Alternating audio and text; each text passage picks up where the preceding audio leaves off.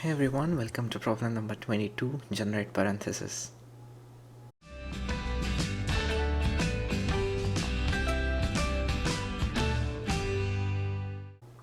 Okay, so given n pairs of parentheses, write a function to generate all combinations of well-formed parentheses. So what do you mean by well-formed? So again, we've done something similar to this one in previous videos. So well-formed means if it is open, it has to be closed. Every closed parenthesis needs to be so every open parenthesis should come first, as in terms of the closing parenthesis. So see, n equals 3, then this is what the valid parenthesis looks like.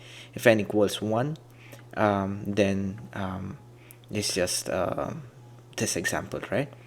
What are the constraints? So n actually goes from 1 to 8.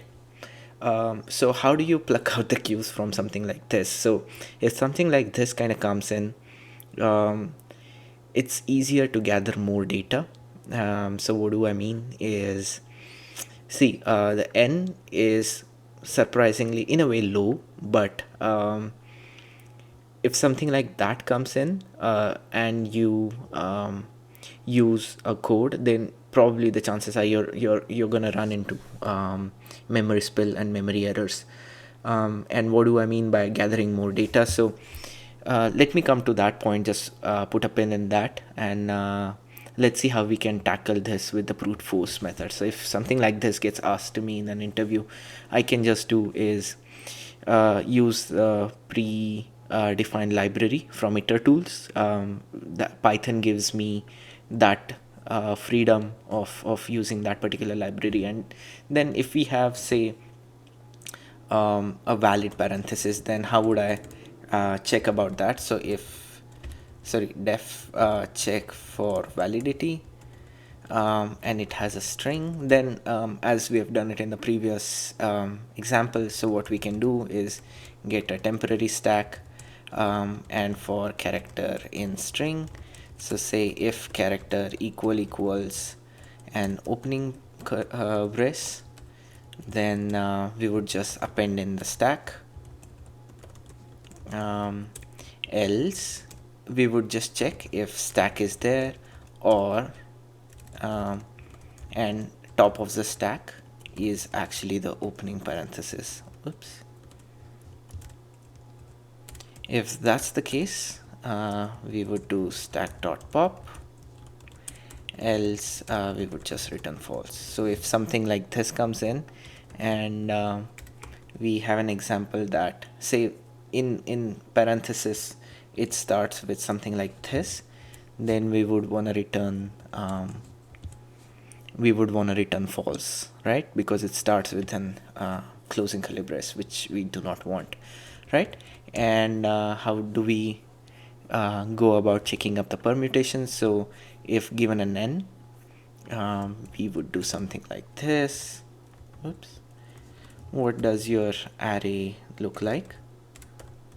Plus closing into n, right? This is what your array is going to be, and then we would just do permutations. Oops. And then we'll check for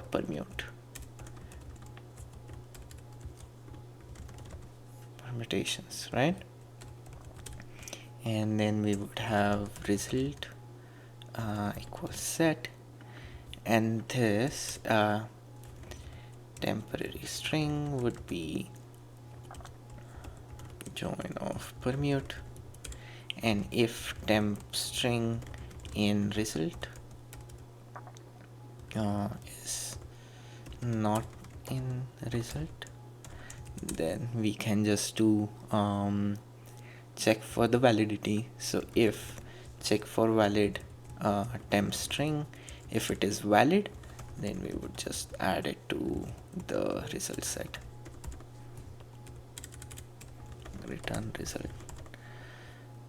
Okay, so this is what the basic brute force method would look like. So we will check if each permutation that permutations function from iter tools generate for opening and curly parenthesis. If it is valid, then we are basically appending it into the result and then finally returning the result, right?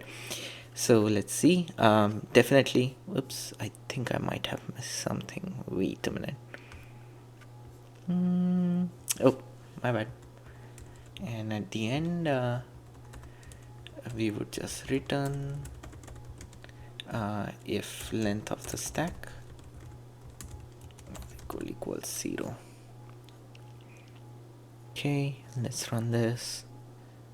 Ooh, temp results. I meant temp string. My bad. Okay, so kinda runs in, but I'm pretty sure I'll run into a memory error. Let's see.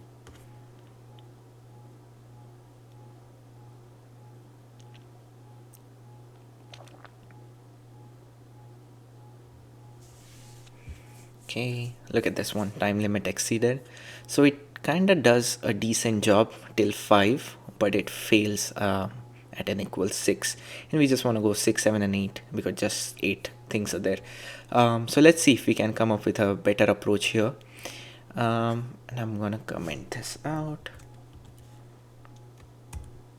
Okay, so now we talked about gathering more data, right? So say let's see what do we have. So what do we have? So n equals 1, the output should be this.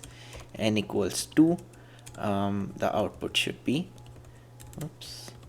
this, and this, right? And n equals 3, we have this output. So once I have these outputs, so by gathering more data, you just start seeing whether it's worth building from the bottom. So if n equals 1, so these are going to be our base conditions, but do you see any pattern in here? So the only pattern that I see, let me just write it this way. So say we have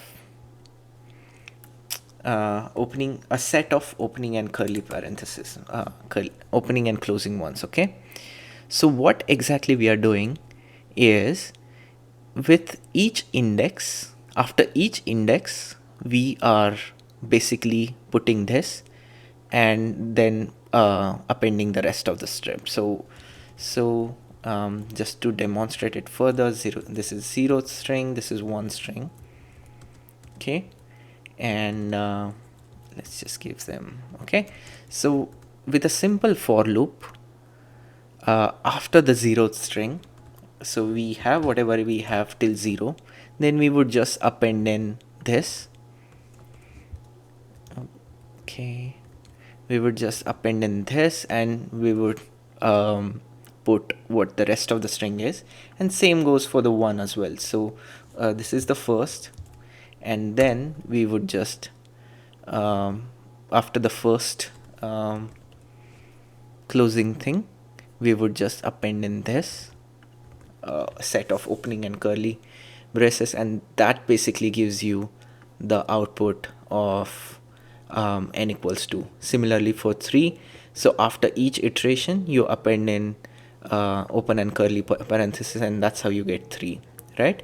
So that's basically the idea to it. So let's see if we can actually build from the bottom, right? So we have cache, and one would have okay, actually we can just do this. Cache equals this. Cache of 1 would be just the set of opening and closing. Cache of 2 would be, okay, this is gonna be a list, right? Even the set would be fine. So cache of 2, this, and closing ones.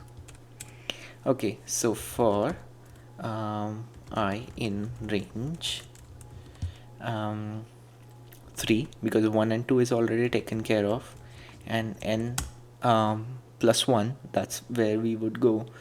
And what we would check is what are the strings inside n minus 1. So for j in cache of n minus 1. Okay, or we can just do for strings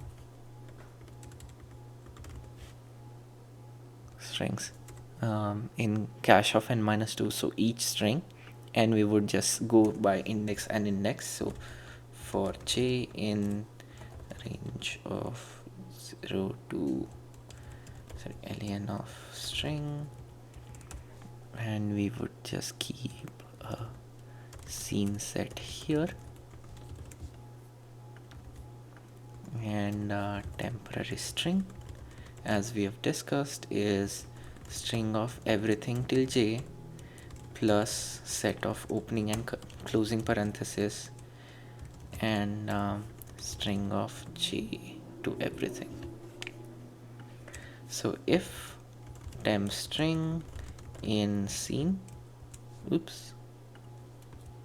not in scene dot add temp string. Fairly straightforward.